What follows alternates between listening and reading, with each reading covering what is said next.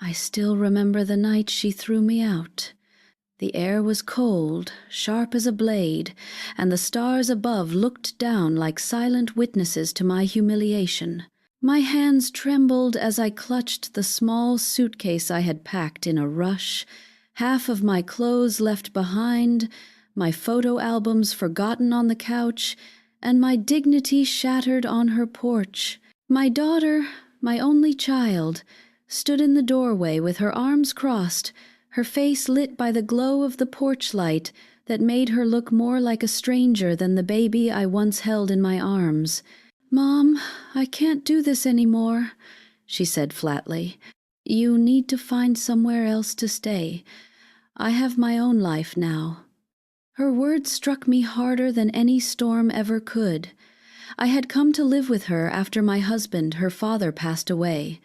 The house had felt too quiet, too empty without him. She had insisted back then, "Come stay with me, Mom. You won't have to worry about anything." And foolishly I believed her. Now, 2 years later, I stood outside that same house, unwanted and discarded like yesterday's trash. I tried to reason with her, my voice shaking. "Anna, please, I don't have anywhere else to go. Just give me a few days to find something." But her eyes were cold. "I've already given you enough. You make things tense here. I can't live my life walking on eggshells." I wanted to ask her what she meant, what I had done to deserve this, but something inside me knew this wasn't about me anymore. It was about her husband, Daniel, the man I never trusted, no matter how hard I tried. When Anna first brought him home, I saw it in his eyes, the hunger for control, the quiet arrogance that hid beneath his charm. He smiled too much, agreed too easily, and looked at her like she was his possession, not his partner. But every time I tried to warn her, she'd snap, "Mom, stop! You're always so negative." And so I stayed quiet. I swallowed my fears, pretending not to notice the bruises she covered with long sleeves, or the way her laughter had grown weaker month by month. Until one day, everything changed. It was a Sunday morning, the smell of pancakes still in the air, when Daniel turned to me at the breakfast table. "You know, Mary," he said casually, "you've been here quite a while now. Don't you think it's time to move on?" Anna froze mid-bite. I saw the look of guilt flicker in her eyes, but she didn't speak. I answered softly, "This is my daughter's house, Daniel. She invited me." He smiled that awful smile. "Of course, but we're starting a family. We need space, privacy." It was then that Anna looked at him, then at me, and I saw it, the decision forming in her mind. She wouldn't defend me. She wouldn't fight. I was alone. That same night, she told me to leave. No argument, no tears, just a quiet betrayal that cut deeper than any knife. I slept in my car that night, the engine off, my breath fogging up the windows, the seatbelt buckle digging into my hip. I remember holding the photo of her as a child, the one where she wore her pink raincoat and smiled up at me with missing teeth. My little girl, how had we ended up here? The next morning, I went to the church, hoping for some guidance. Father Thomas found me sitting on the steps, shivering. He didn't ask questions. He just offered me a cup of tea and a place to rest. For a week, I stayed in the church basement, helping with small chores, pretending everything was fine. But at night, I cried quietly into my pillow, wondering if Anna even thought about me. She didn't call, not once. Then, One afternoon, I saw her. I had gone to the supermarket to buy some bread with the little money I had left, and there she was, walking hand in hand with Daniel, laughing, looking radiant. They passed right by me without noticing, or maybe they did, and just chose to pretend I wasn't there. I felt invisible. But here's the thing about life, it has a way of circling back, of balancing things in ways we can't predict. I didn't know it then, but the universe was already moving pieces into place. A few months later, I found a small job at a bakery. The owner, Mrs. Patel, was kind. She let me sleep in the back room until I saved enough to rent a little apartment. It wasn't much, just one room with peeling paint and a creaky floor, but it was mine. For the first time in months, I felt safe. Still, every night, I thought about Anna, about what I did wrong. Maybe I'd smothered her. Maybe I'd loved her too much. But mothers don't stop loving, even when their hearts are broken. Then one morning, as I was rolling out dough, a customer came in asking for a cake order under the name Anna Cooper. I froze. My hands trembled, flour dusting my sleeves. It couldn't be, yet the name echoed in my chest like thunder. Mrs. Patel smiled. Oh, yes, she called earlier, said she'd come by in person. And she did. 2 days later, Anna walked through those bakery doors. She looked thinner, paler, her eyes heavy with sleepless nights. There was no glow, no laughter now. Daniel wasn't with her. She didn't even notice me at first. I was in the back, washing trays, but when I stepped forward, she gasped. "Mom?" Her voice broke, fragile as glass. I didn't know what to say. I wanted to hold her, but the memory of that cold night stopped me, so I stood there, flour on my apron, my heart pounding. "Anna," I whispered, "what are you doing here?" Tears filled her eyes. I need help." And in that moment I felt something shift.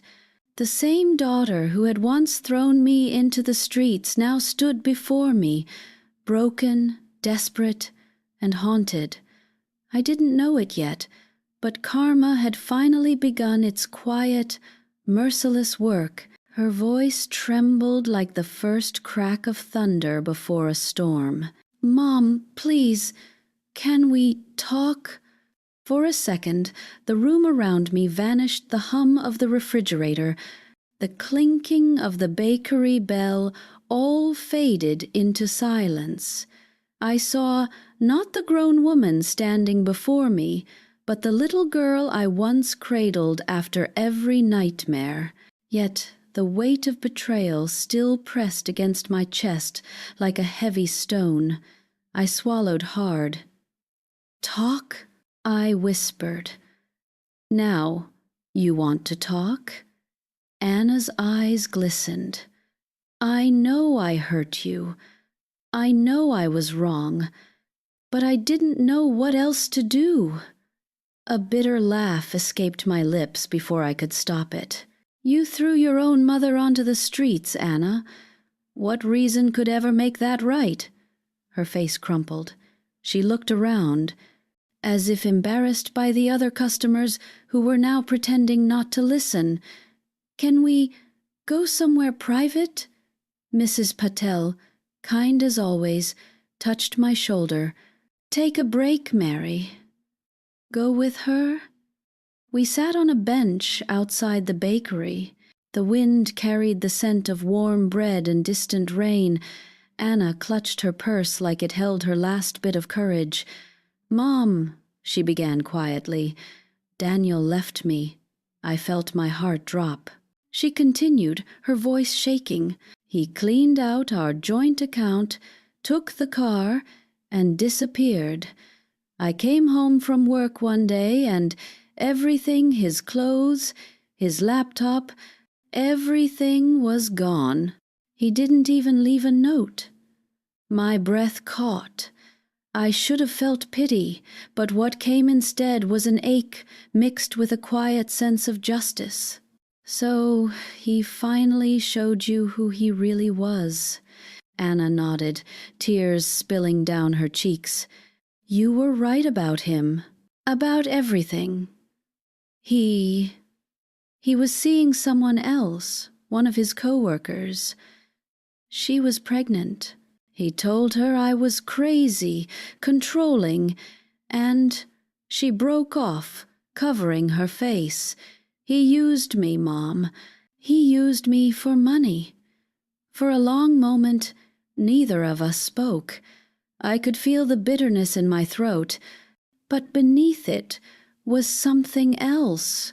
Grief, not just for her, but for all the love that had died between us. Why didn't you call me sooner?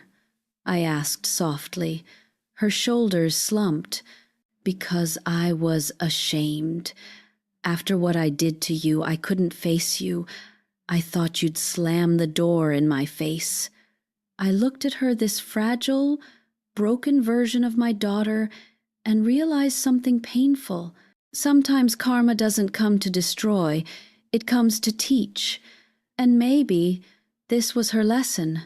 She reached out, her hand trembling. Can I stay with you, just for a while, until I figure things out? The memory of that night she cast me out flashed before me, the cold porch, her stone face, the suitcase at my feet. Every nerve in me screamed no, but the mother in me, the foolish, forgiving part, couldn't say it. I sighed. You can stay, but it's not much. Just one room. She nodded quickly, as though afraid I might change my mind. Anything is fine, Mom. Thank you. That night, she followed me home. As she stepped into my small apartment, I watched her eyes take in the faded wallpaper, the narrow bed, the shelf of old photographs. She stood in front of one frame, the one of her father holding her as a baby. I miss him, she whispered. I nodded. He'd be heartbroken if he saw us like this. She said nothing, but her eyes filled with fresh tears. For the first few days, things were quiet, too quiet. Anna barely spoke, spending her time scrolling through her phone or staring at the ceiling. I didn't pry. I cooked for her, made tea, and gave her space. But sometimes, late at night, I could hear her crying softly. Then one morning, I noticed something strange. While I was at work, someone had gone through my drawer, the one where I kept my small savings, the money I'd been putting aside for a new hearing aid. Nothing was missing, but the envelope had been moved. When I asked Anna about it that evening, she looked startled. No, Mom, why would I touch your things? I wanted to believe her, desperately, but something inside me felt uneasy. A week later, Mrs. Patel pulled me aside after my shift. Mary, I didn't want to upset you, but your daughter came by today. My stomach twisted. Anna? She nodded. She asked for an advance on your next paycheck. Said it was for your medical bills. I told her only you can authorize that. I stood there, frozen, humiliation washing over me. Anna had lied again. When I got home that evening, she was sitting on the couch, looking through old photos. I placed my bag down quietly. Did you go to the bakery today? Her face paled. I just wanted to help. You're always working so hard. I thought maybe... Stop lying, I snapped. The room seemed to shrink around us. You asked for money in my name, Anna. You lied to my employer." Her lip quivered. "I didn't mean—" I cut her off, my voice trembling. "You meant it enough to do it. After everything that's happened, you still think you can take whatever you want." For the first time, I saw anger in her eyes. "I'm sorry I don't live like you, scraping by in a tiny room. I had a house, a life. Daniel ruined everything, and now you're acting like I deserve this." I took a step back, her words slicing through me. "You think I wanted you to suffer?" She turned away, biting her lip. "Maybe not, but you wanted to be right." Her words hit me hard. Maybe she was right in some way, but the truth was crueler. I never wanted to be right. I just wanted her safe. She stormed into the bedroom, slamming the door behind her. I sat on the couch for a long time, staring at the fading light through the window. I had forgiven her once, but trust, that was harder to rebuild. That night, I couldn't sleep. Something in me whispered that this wasn't over, that the same shadow that had followed her with Daniel now lingered over us both. And I was right, because the next morning I woke to find Anna gone, the door wide open, her bag missing, and my savings envelope empty. She had taken everything. The only thing she left behind was a single note on the kitchen table. "I'm sorry, Mom. I'll make it right someday." My knees gave out as I sank to the floor, the note shaking in my hands. The betrayal burned worse than the cold night she'd thrown me out. But deep inside, something else flickered, a strange calm, a quiet certainty that this time I wouldn't chase her, because I knew something she didn't. Karma wasn't done yet.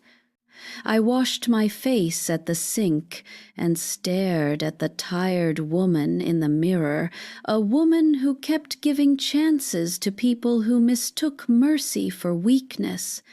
The note lay on the table like a little white knife. I folded it once, then again, and slid it into the cracked spine of a cookbook my husband used to love. If I left it out, it would keep bleeding. If I hid it, maybe the wound would scab over. I went to work like nothing had happened. The bakery bell chimed, dough rose obediently, and the oven exhaled its sweet breath as if the world hadn't shifted beneath my feet. Mrs. Patel watched me knead and said nothing for a long time. When she finally spoke, her voice was soft with caution. "You can have an advance if you need it, Mary. No questions." "I won't ask for what I can't repay," I said. The words tasted of pride and fear. I was down to coins and the kind of courage grief gives you. Around noon, while I was piping lines of lemon icing onto a sheet of cooling pastries, my phone buzzed with a number I didn't recognize.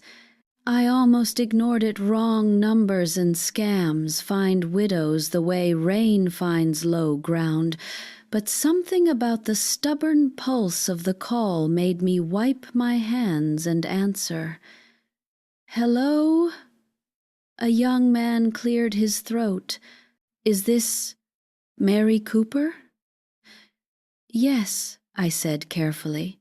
"I'm calling from Bayview Mini Storage. We have a unit registered to an Anna Cooper. Your number is listed as the emergency contact. Payments overdue by 60 days. If no one renews by Friday, the unit will be auctioned. I'm required to call before we cut the lock." My first thought was silly and small. She kept a storage unit? My second was heavier. What has she been stockpiling that she couldn't keep in her house? By Friday, the contents would be strangers' bargains. The manager gave me the address, and I thanked him with the calm voice people use at funerals. After my shift, I walked instead of taking the bus. The sky was turning the color of old bruises, and wind rattled the dead leaves on the curb. I counted my steps as if the numbers could fetch back my resolve. When I reached Bayview Mini Storage, a chain-link fence guarded rows of metal mouths, each door a shade of blistering blue. A man with a clipboard sat behind glass, his hair trying to rebel from its combed shape. "You're the mother?" he asked kindly, glancing at the paperwork. "Unit C-17. He took me through the maze, stopped at a door, and tapped the lock. "I can't let you in without her authorization, but I can give you until Friday to sort it out." "I understand." He lowered his voice. "Between you and me, sometimes folks aren't hiding valuables. Sometimes it's just things they can't bear to throw away." He didn't know that his guess felt worse than any estimate of cash. Things you can't throw away have a way of owning you. I called Anna that night. Straight to voicemail. I texted her, "They'll auction your unit Friday. Call me, please." The dots never appeared. I brewed tea and didn't drink it. I sat in the dark and listened to the radiator complain. I thought of the years I'd spent teaching her that home was a promise, not a place, and how we had both broken that lesson in our own ways. Morning made no promises. I went to church before work, sat 3 pews from the front where Father Thomas wouldn't spot me immediately, and let the stained glass light lay its colors on my hands. People talk about forgiveness like it's a key, but they never mention how heavy it is to carry. After the service, Father found me on the steps. "Mary," he said gently, "you look like you've been waking at the hour when ghosts come to check the locks." "My locks are fine," I said, a brittle humor. "It's the rooms behind them that are empty." He gave me that priestly look that sees more than you say.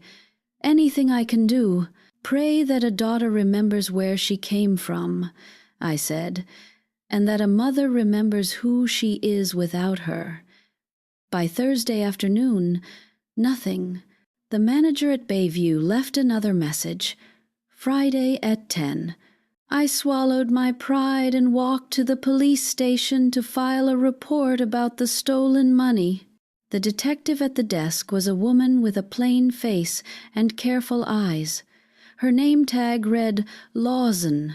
She listened without interrupting, asked for the note, and photocopied it. "Do you want to press charges?" she asked. The question made me feel like I was standing on 2 cliffs at once. One was justice, the other was love. The canyon between them was everything we had shared. "I don't know yet," I admitted. "I just want her safe, and I want my savings back if God's feeling generous with miracles." Detective Lawson nodded, a professional stillness in her expression. "I'll log this as a theft by family member. If you change your mind about charges, you can amend the report." She tapped the note. "If she contacts you, call me. Do not meet her alone if you feel unsafe." Unsafe. The word curled around my ribs like wire. Not because I feared my child, but because I feared the kind of desperation that makes children into strangers. That night, sleep caught me like a net, then dropped me. I dreamed of my husband's old toolbox, of how he'd oil the hinges and say that even metal forgets how to move if you don't let it. When I woke, the apartment smelled faintly of rain and memory. I pulled on my heaviest coat and went to Bayview early, as if showing up might change the rules of time. The manager met me at the gate with the clipboard and a sympathetic brow. "You're just in time. If you can pay the balance, I'll let you change the lock. We can list you as an authorized contact. How much?" He told me, and the number sat on my tongue like a chalky pill. I counted bills, slid them across the counter, and didn't wince when that left my wallet as light as a laugh. At C-17, he clipped the lock like it was nothing. The blue door groaned up, and a dark square of stale air pressed out. For a moment, the unit looked like a paused life, boxes stacked to an anxious height, a small dresser, a garment bag leaning like a wilted stem, a cardboard file box, its lid askew, a lamp with no bulb, a baby blanket folded on a crate, a shoe with no mate. The manager left me alone with the leftovers of a life my daughter had been hiding. I pulled the chain on the ceiling light and began with the file box. Paper has a smell when it's been keeping secrets, dust and old glue and something like tired breath. Inside were bank statements with numbers blacked out, pay stubs that didn't match the dates I knew, and letters from a credit union I'd never heard of. One envelope was addressed to me in a handwriting I recognized as Anna's, though the postmark was months old. It had never been mailed. My name sat there like a prayer someone didn't finish. My fingers trembled as I opened it. "Mom, if you're reading this, I messed up. I want to say it was all Daniel, but it wasn't. He pushed me, yes, and he lied, and he scared me. But I made choices too. I took out a loan in your name, thinking I could pay it back before you ever found out. I forged your signature. I'm so ashamed I can't breathe."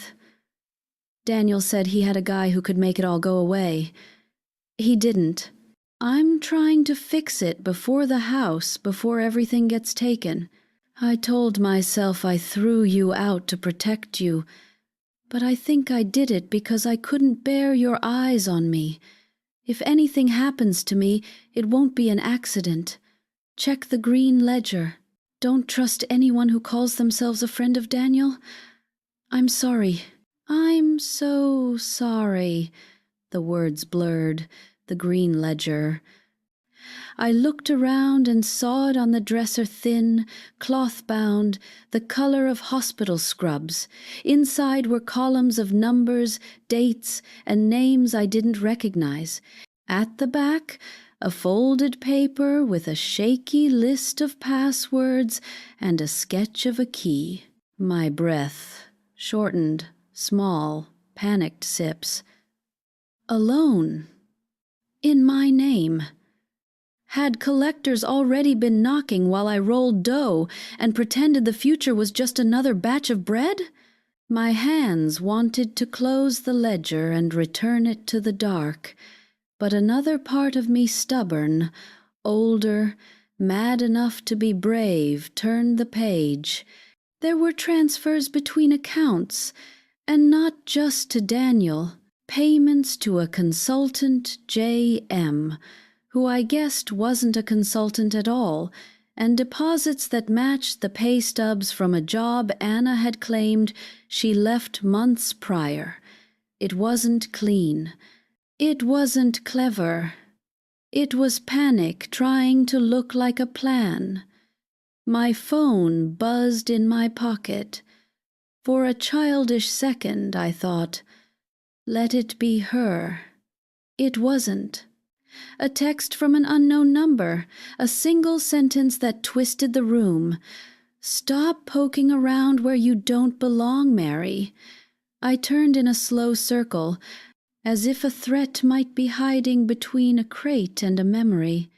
The unit was empty, but for my heartbeat and the overhead bulb's nervous hum, I stepped backward until the metal lip of the door frame caught my heel. The ledger felt hot in my hands. I shut the door long enough to change the lock myself, fingers clumsy but determined. When the new lock clicked, I exhaled a sound I hadn't known I was holding. On my way out, the manager called, "Everything okay?" "Yes," I lied. "It's just a lot of old things." He nodded like a man who knows how heavy old things can be. I carried the ledger home under my coat like contraband. On the kitchen table, between a chipped mug and the salt shaker shaped like a lighthouse, I laid out the papers and the guilt letter and tried to arrange chaos into a map. If I could trace how she'd fallen, maybe I could build something under her besides the hard ground. I called Detective Lawson, told her I had documents. She said she'd swing by in the evening. When I hung up, my phone buzzed again. A private number, a voicemail I almost didn't listen to. His voice was smooth as oil poured over glass. "Mary, it's Daniel. Surprised? Let's not play the police game. You have something that belongs to me. Bring the ledger to the old pier at dusk, and this gets simple. Don't, and it gets messy. Anna made mistakes, but you know that already. I'm the only one who can keep her out of real trouble. Be a good mother. Come alone." I sat so still I could hear the clock's second hand scratch each tick. Dusk, the pier, alone. He had a way of making commands sound like rescues. The last time I saw him, he had held my front door open with a gallant tilt of the head, as if throwing me out was a courtesy. I replayed the voicemail twice, then 3 times, each repetition burning off another layer of fear, until what remained was anger so clear it felt like ice. I dialed Detective Lawson and left a message. He called me. He wants a meeting. The pier at dusk. Then I put the ledger into a canvas tote, slipped on my husband's old fisherman's jacket, and laced my shoes with hands that had delivered a baby and closed a dead man's eyes, and learned that both acts require the same mercy. On my way out, I paused at the mirror. The woman looking back had a softness that had survived knives. I touched the glass the way you touch a shoulder before a goodbye, and then I stepped into the hallway, where the air smelled of someone's dinner and a faint thread of smoke. Outside, the sky was a low lid. I walked faster than my knees approved. Dusk gathers quickly when you're afraid. The pier would be cold and empty, boards moaning with every footfall, water dark and impatient beneath. Daniel would smile. He would try to make me feel old and small. I tightened my grip on the tote and thought of all the ways a mother can be dangerous when someone mistakes her love for a weakness. I thought of the note in the cookbook, the ledger on my table, the text from the stranger, the calm eyes of a detective who might already be on her way. I thought of my daughter as a newborn, 5 pounds and fierce, and how I had promised her, without words, that I would stand between her and the wolves. At the corner by the bus stop, my phone buzzed again. A new message. Unknown number. 3 words lit the screen with a frantic brightness. "Mom, don't come."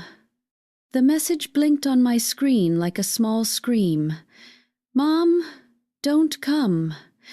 My thumb hovered over the phone, unsure whether to call back or run.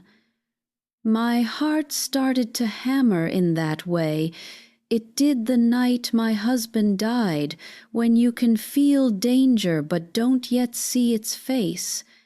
I typed fast. Anna, where are you? What's happening?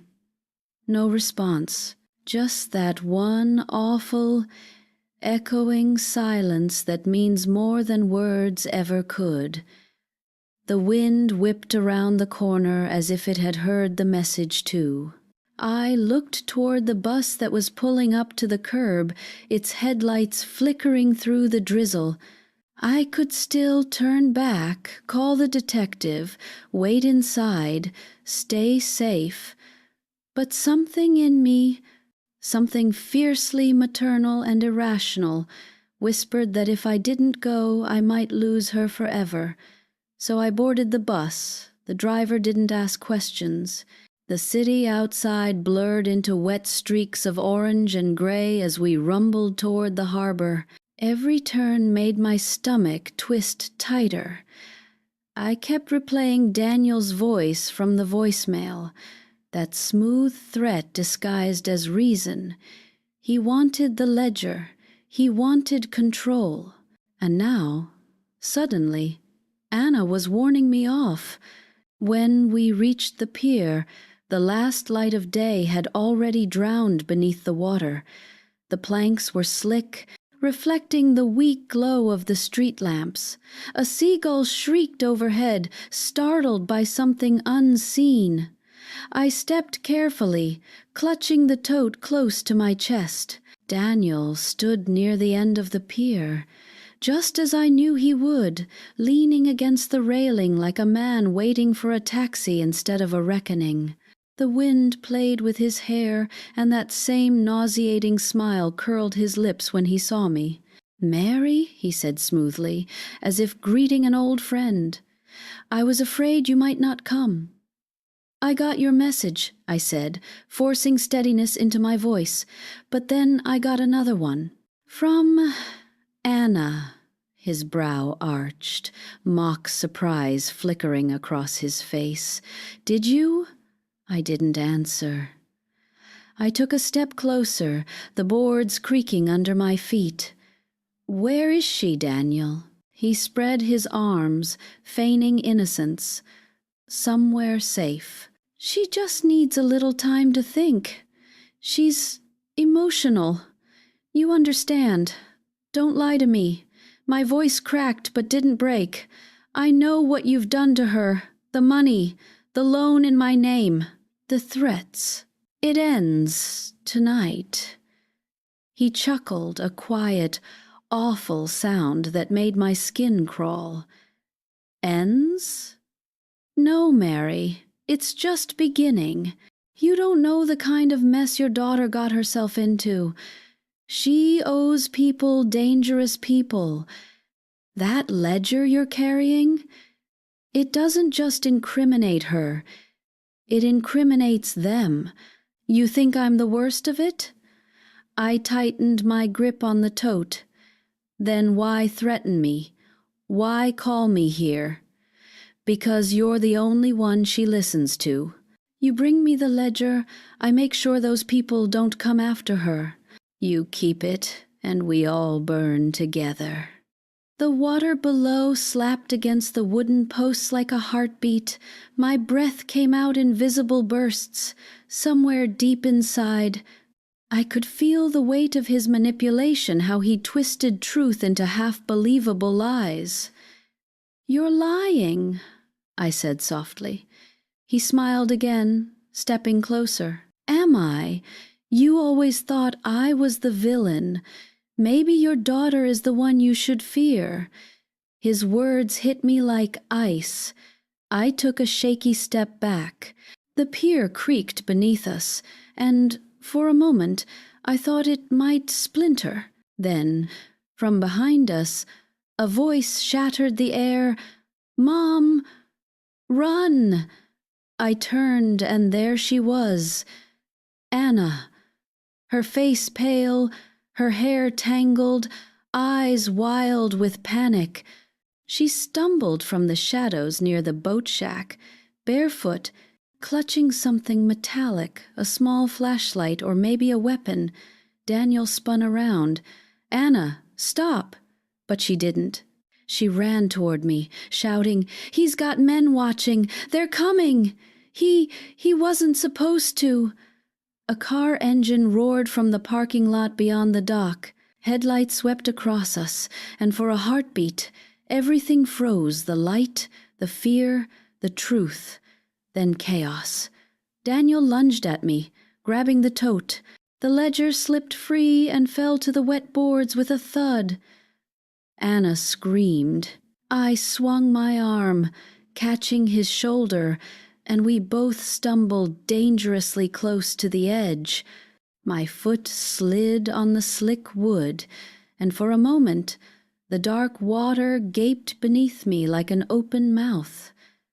Anna reached us, shoving Daniel with all her strength. He lost his footing, cursed, and fell hard against the railing. The ledger skidded toward the edge, pages fluttering in the wind. I reached out just in time, fingers brushing the damp cover before it slipped into the water with a hollow splash. Daniel froze, eyes wide. "You stupid—" Before he could finish, a sharp voice rang out. "Police! Don't move!"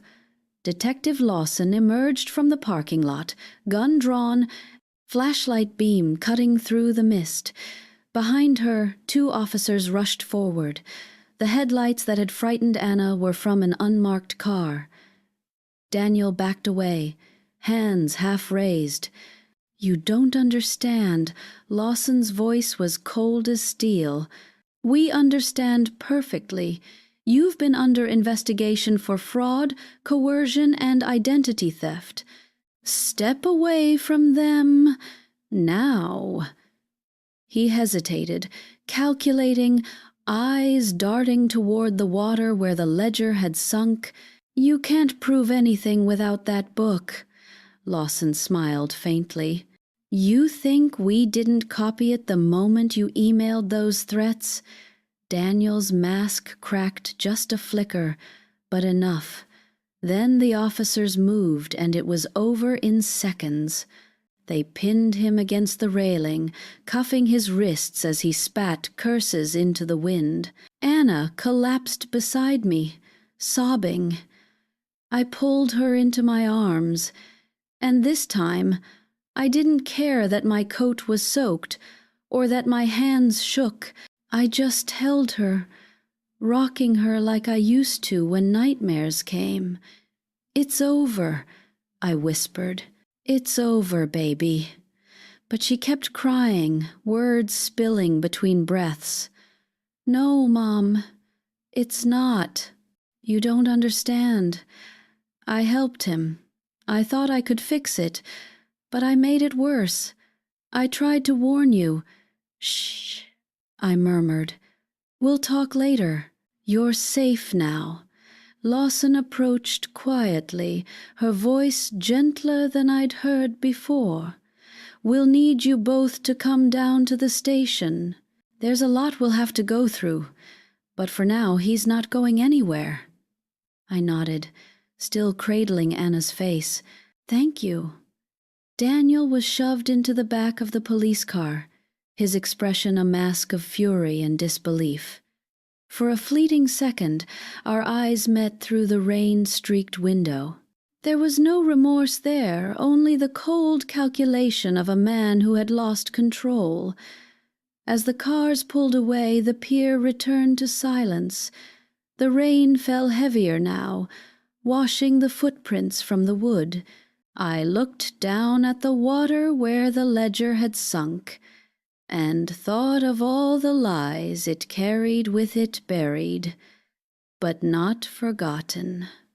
Anna leaned against me, trembling. "I don't deserve you," she whispered. I kissed the top of her head. "You're my daughter. That's never been something you had to deserve." For the first time in years, she didn't argue. She just held on tighter, We stood there until the rain turned our breath to mist and our clothes to memory. Somewhere far beneath us, the ledger settled on the ocean floor, its ink bleeding out, its secrets dissolving like penance. But karma, I realized then, doesn't drown. It waits. It lingers. It finds its way to shore when the time is right. And for Anna, that time was coming. The message, "Mom, don't come," burned on my screen as if the words themselves carried heat. The bus hissed at the curb behind me, ready to leave, and I stood frozen under the yellow glare of the street lamp, half soaked and trembling. I wanted to run toward the pier, to drag Anna into my arms and tell her everything would be fine, but after years of lies, the truth had its own gravity. I hit call, straight to voicemail again. My reflection wavered in the dark water beside the planks, and for a fleeting second I thought I saw another shadow moving where Daniel had been taken. My instincts told me it wasn't over, not by a long stretch. Detective Lawson met us at the precinct the next morning. The rain hadn't stopped. It followed us like an accusation. Anna sat beside me in the small interview room, wrapped in a blanket, her hair still damp from the night before. She looked small, impossibly young, like the teenager who used to fall asleep on the couch waiting for her father to come home from his night shift. Lawson set a file on the table. "Daniel's in custody, but he won't talk. We recovered several accounts linked to both your names. Most were drained months ago." I nodded slowly. "So the money's gone." "For now," she said. "But it's not just money, Mrs. Cooper. There are traces of another scheme identity fraud connected to a real estate investment front. Daniel's partners think your daughter knows where the backup documents are." Anna lifted her head, voice raw. "I told you, I don't. He kept things from me." Lawson's gaze softened a little. "Maybe, but they don't believe that, which means you're both in danger until we shut this down. Danger." I'd spent my whole life protecting Anna from scraped knees and bad dreams. Now the monsters were real, wearing suits and forged signatures. When the questioning ended, Lawson gave me a card and a warning. "Don't go home alone tonight. We'll keep a patrol car nearby, but be careful. If anyone contacts you, anyone call me first." That night, Anna slept on my couch again, curled under my old quilt. I sat awake in the armchair, watching her breathe, wondering how many nights she'd hidden like this, alone and terrified while pretending to have everything under control. At some point, exhaustion pulled me under. I woke to silence so complete it felt wrong. The couch was empty, the front door ajar. My heart lurched. I ran to the hallway, calling her name, but only the echo answered. On the kitchen table sat a folded piece of paper, smudged at the corners. "Mom, I can't let them hurt you. I have to fix this my way. Please forgive me." I gripped the note until it tore. Panic clawed its way up my throat. I grabbed my phone, dialed Lawson's number, and told her everything. She didn't waste time with questions. "Stay inside. We're tracking her phone." Minutes felt like hours. Rain pounded against the windows, and the world outside seemed to blur. Then Lawson called back. "We've got a signal. She's near Bayview again." Of course she was. The storage unit, the one place still holding her secrets. By the time we reached the facility, dawn was bleeding into the clouds. 2 squad cars idled by the gate. The manager, pale and shaking, met us halfway down the row. Unit C-17 was open when I arrived. "The lock's been cut again. Inside, the air was heavy with damp dust and something metallic fear, maybe. Boxes had been ripped open, papers scattered like dead leaves. A lantern lay on its side, still glowing, and then I saw her. Anna sat on the floor, back against the wall, clutching a small flash drive in her hand. Her eyes were red but clear. "It's over, Mom," she whispered. "This is what they wanted." Lawson knelt beside her carefully. "What's on it?" "Evidence," Anna said. "Every transaction Daniel made. I copied it months ago, before he left. I thought if I had proof, I could bargain with them. But then he found out." Her voice broke. "He said if I didn't disappear, they'd come after you." Lawson took the drive, sealing it in a bag. "You did the right thing bringing it to us. We'll keep you both safe." Anna shook her head weakly. "You don't get it. They already know. There's someone else his partner, James. He won't stop." Before Lawson could respond, the sound of an engine echoed from outside. Tires screeched against the wet pavement. Instinct screamed louder than reason. Lawson signaled to her partner, who drew his weapon and moved toward the door. "Stay here," she ordered, but I didn't. I crept forward, just enough to see the shadow that stepped into the hallway, tall, hooded, moving with deliberate calm. He held something in his hand that glinted under the fluorescent light. Lawson shouted, "Police! Drop it!" The man hesitated, then bolted toward the exit. Chaos followed shouts, footsteps, the crack of a gunshot that made my ears ring. I covered Anna with my body, feeling the old ache in my knees flare. When it was over, the silence was heavier than before. Lawson returned, breath ragged. "He's down. Just a flesh wound, but we got him. Name's James Mercer. He matches Daniel's partner." Anna buried her face against my shoulder, sobbing. "I just wanted to fix it. I didn't want anyone to get hurt." I stroked her hair, whispering the only truth I knew. Sometimes the fixing comes after the breaking, not before. Lawson's team collected evidence for hours.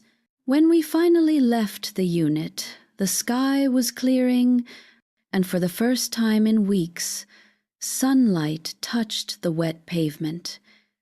It smelled of renewal, of endings that might also be beginnings. At home, I brewed tea while Anna showered. The kettle's whistle felt almost human, a reminder that ordinary sounds still existed.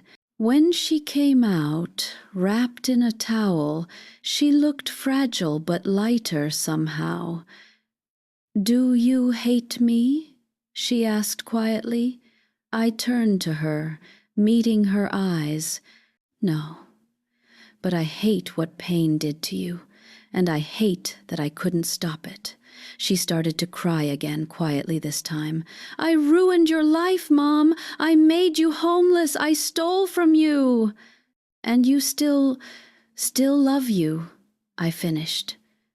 "That's what mothers do, Anna. We keep loving until the love itself becomes the home." She threw her arms around me, and for the first time in what felt like centuries, I held her without bitterness.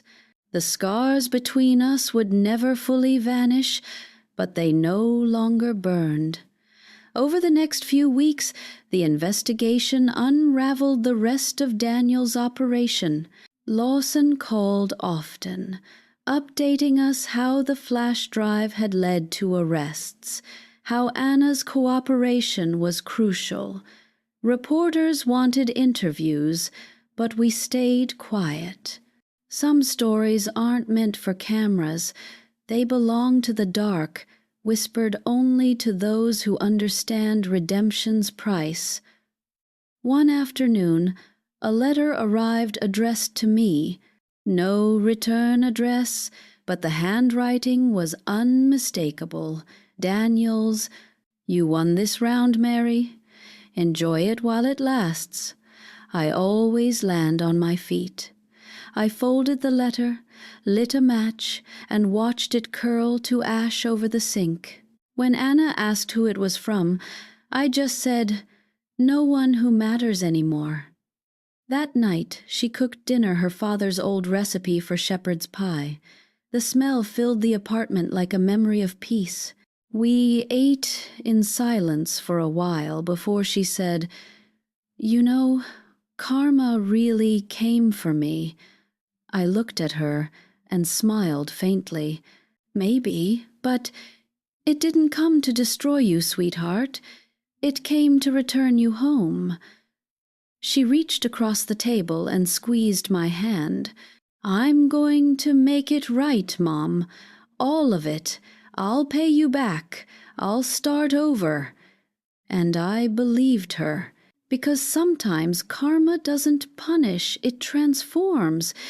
It strips us bare until all that's left is truth, and from that truth we build again. It's strange how quiet life feels once the storm ends. The same streets that once terrified me now looked harmless under the morning sun. The same apartment that had once echoed with emptiness now carried the soft hum of laughter, the clinking of dishes, the sound of healing in motion. Weeks passed, then months. The court hearings came and went like slow-moving trains. Daniel's name became just another file on the prosecutor's desk. The men he'd worked with, the ones who thought they could buy silence, were caught one by one. Detective Lawson said the flash drive had done more damage to their empire than anyone expected. Anna's cooperation spared her a sentence, though not her guilt. We both started over in our own ways. She found a job at a local shelter, helping women rebuild after abuse and financial ruin. It suited her. The first time I saw her gently comforting a young mother, I recognized something new in her strength born of suffering. She no longer flinched from the word karma. She carried it like a lesson. As for me, I kept my work at the bakery.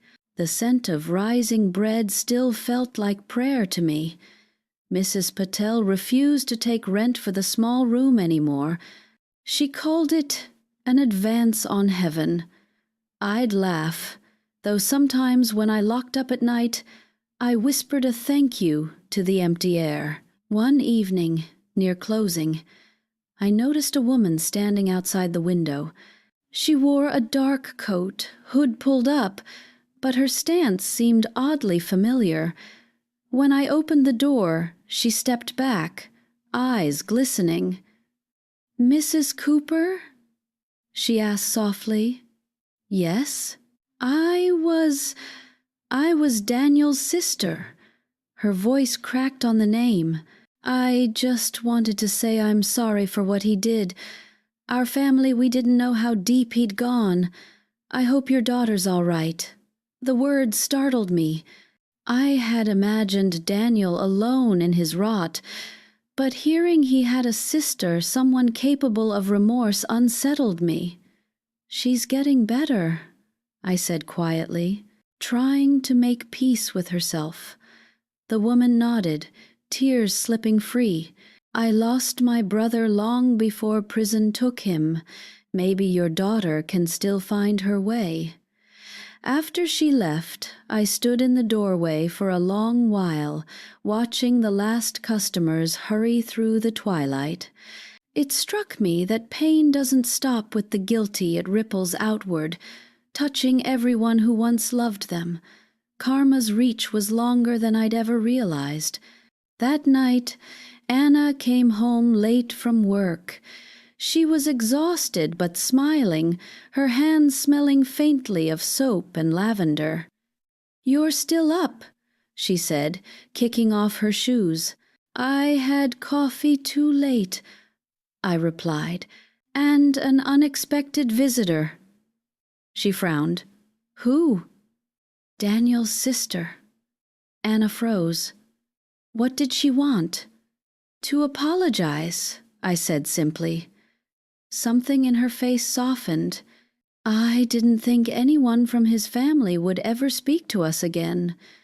Sometimes, I said, remorse skips generations before it finds the right heart. We sat together in silence, the kind that feels safe, not awkward.